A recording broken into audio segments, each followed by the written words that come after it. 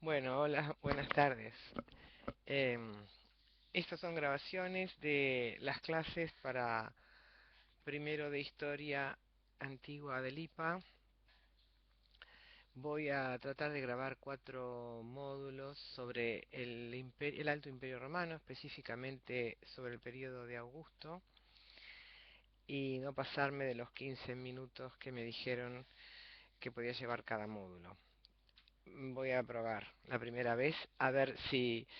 puedo en los primeros 15 minutos hablar algo de la parte política o de un aspecto de la parte política, que sería cómo se va formando el imperio y cómo se va administrando. Primero decir que, bueno, el imperio romano abarca dos grandes periodos, el Alto Imperio y el Bajo Imperio. Aproximadamente el Alto Imperio en los siglos 1 empieza en el 1 antes de Cristo y termina a fines del 2. Después hay una gran crisis en el siglo III y la etapa del Bajo Imperio empezaría en los siglos 4, fines del siglo III, siglo IV y siglo V. El Alto Imperio concretamente se considera la fecha del 27 antes de Cristo, que es la fecha en que más formalmente Augusto Octavio todavía accede al poder, hasta el 192 después de Cristo, en que termina la dinastía de los Antoninos. Hay tres grandes dinastías que yo se las pasaré después por mail. La Julio, o las pueden buscar ustedes en cualquier libro, la Julio Claudiana, cuyos emperadores más importantes son Augusto y Tiberio, la de los Flavios, Vespasiano, Tito y Domiciano, y la de los Antoninos, cuyos emperadores más destacados son Trajano y Adriano. Eh, Desde el punto de vista formal no podrían ser llamadas estrictamente dinastías, porque la sucesión no siempre fue el modo de transmisión de poder. De hecho, como Roma conserva jurídicamente el estatuto de república, no es admisible la herencia del poder. Pese a esto, hay algunos emperadores del Alto Imperio que logran o se consideran aptos para transmitir el poder por herencia, pero lo más común allí fue el mecanismo de asociación o de adopción al poder, o sea, asocian a alguien de la familia, el pariente más cercano, o también en otras épocas, en la época de los Antoninos sobre todo, el más apto dentro del círculo de personas cercanas al emperador. Y, y bueno, ese es uno de los factores de debilidad que va a tener sobre todo el Alto Imperio, que el hecho de no asegurar la sucesión por vía de herencia va a dar lugar a muchos crímenes y muchas intrigas en el entorno del emperador y a guerras civiles como la del año 69, el año que hubo 4 emperadores simultáneos, porque los generales del ejército eh, intentan presionar e imponer a su propio general como emperador para poder tener una posición más destacada. Como panorama general del Alto Imperio, es decir, de los 2 primeros siglos, a grosso modo, de la era cristiana,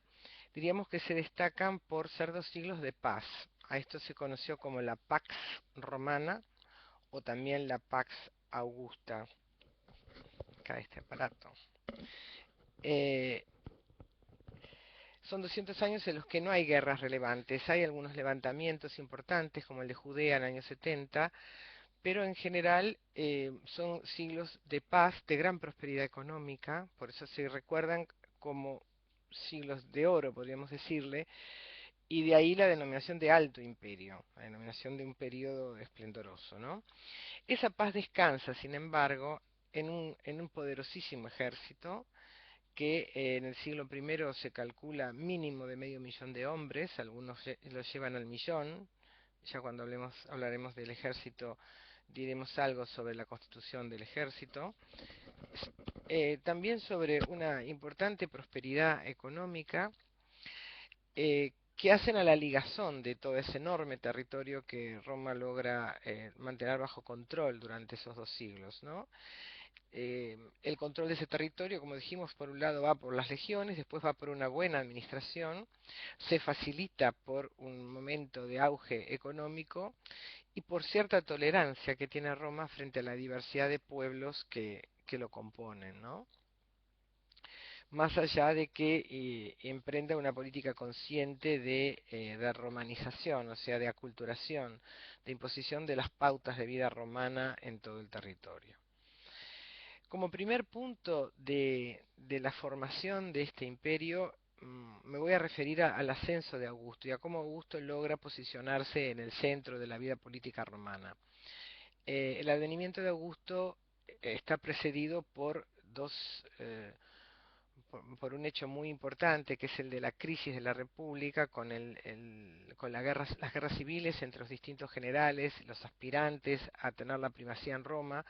todos ellos magistrados, magistrados que ocupan en algún momento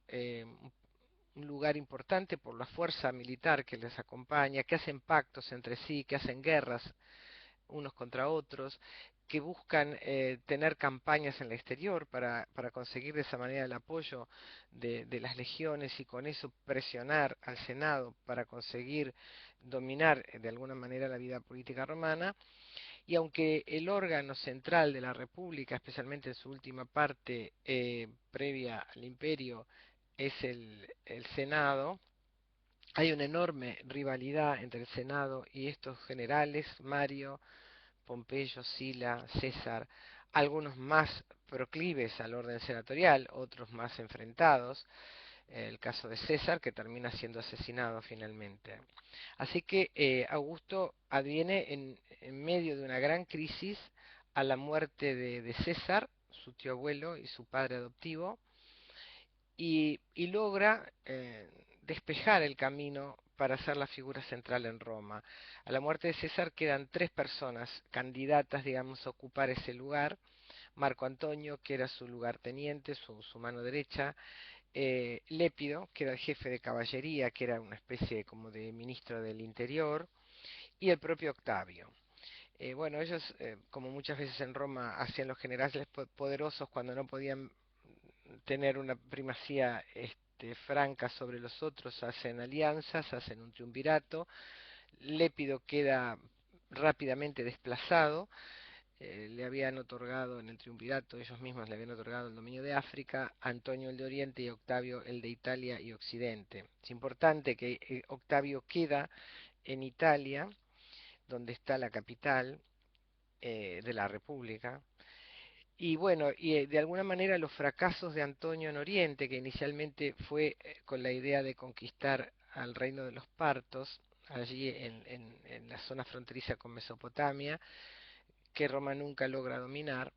y además de alguna manera su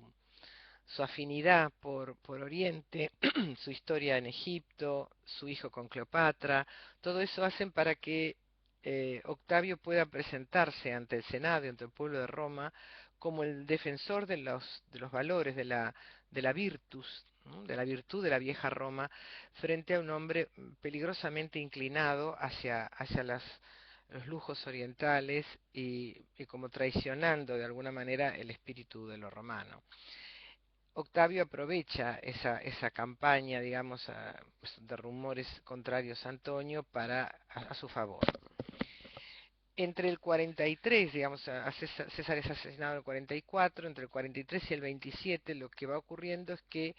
eh, Octavio va acumulando magistraturas en su persona, ninguna de ellas nueva, todas magistraturas propias de la República Romana, pero sí lo que significa un cambio importante es que esas magistraturas, que generalmente tenían una duración limitada o tenían un espacio territorial limitado donde ejercerse, van a ser ampliadas a todo el territorio romano, todo el territorio conquistado por Roma. Muchas van a ser vitalicias, ¿no? Y la otra novedad es la acumulación en su persona. No es que esto haya sido únicamente una particularidad de Octavio, también César la tenía. El tema es la permanencia con que Octavio logra mantener esto. Por ejemplo, es nombrado tribuno vitalicio, con las grandes ventajas que tiene el tribunado como magistratura, o de ser que es inviolable, que tiene poder de veto, sobre las decisiones de los demás magistrados, la de cónsul, que asume por primera vez en el 43, pero que después ejerce desde el 31 hasta el 23 ininterrumpidamente, la de prefecto de las costumbres, que le otorga las funciones de los viejos censores, entre ellos la elección de los senadores, la de pontífice máximo, jefe de la religión romana, y el imperium, que el imperium era una institución, digamos, no una institución en el sentido de un organismo, sino un poder que la República, que el Senado y los comicios otorgaban a los generales para que tuvieran mando sobre tropas, sobre las legiones. Esto era el imperium y de ahí viene la palabra imperator. Imperator era aquel que tenía mando militar. La diferencia es que ese imperium se otorgaba a los procónsules o a los cónsules para ejercerlo en el caso de los procónsules en una provincia, o para ejercerlo en el caso de los cónsules por un año o en una campaña, o a veces se le prorrogaba si estaba en campaña por más tiempo, pero en el caso de Octavio, perdón, se le va a otorgar el imperium majus o majus, o sea, el imperium máximo, que está por encima de los de todos los generales y de todos los cónsules y procónsules que hay en el territorio, y no tiene un límite de tiempo.